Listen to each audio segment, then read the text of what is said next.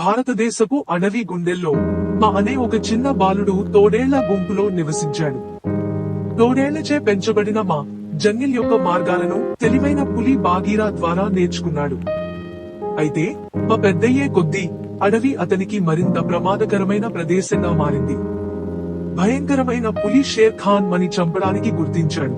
అడవిలో అతను ఎక్కువ కాలం ఉండలేడని బాలుడుకు తెలుసు. బాగీరా సహాయంతో మా మానవ గ్రామానికి, అతను సురక్షితంగా నివసించగలిగే ప్రదేశానికి ప్రయాణం ప్రారంభించాడు.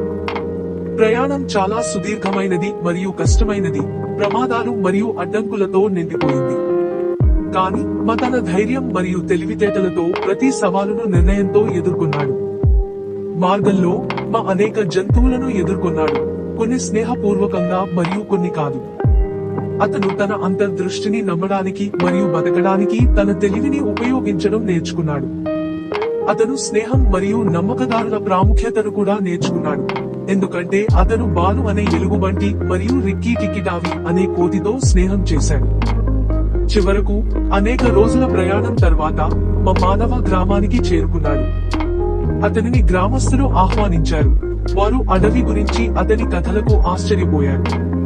మా గ్రామంలో ఒక ఇంటిని కనుగొన్నాడు మరియు అతను చివరకు సురక్షితంగా భావించగలిగే ప్రదేశాన్ని కనుగొన్నాడు. కానీ మా అడవిలో తన జీవితాన్ని ఎప్పటికీ మరచిపోలేదు, అక్కడ చేసిన స్నేహితులను కూడా మరచిపోలేదు.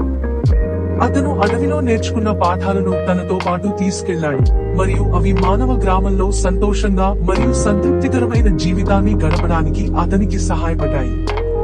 ఈ అనువాదం సాధ్యమైనంత ఖచ్చితంగా ఉండేలా ప్రయత్నించారు. అయితే భాషా సూక్ష్మ నైపుణ్యాలు మరియు సాంస్కృతిక సందర్భాలు కొన్నిసార్లు ఖచ్చితమైన అనువాదాన్ని అడ్డుకుంటాయి.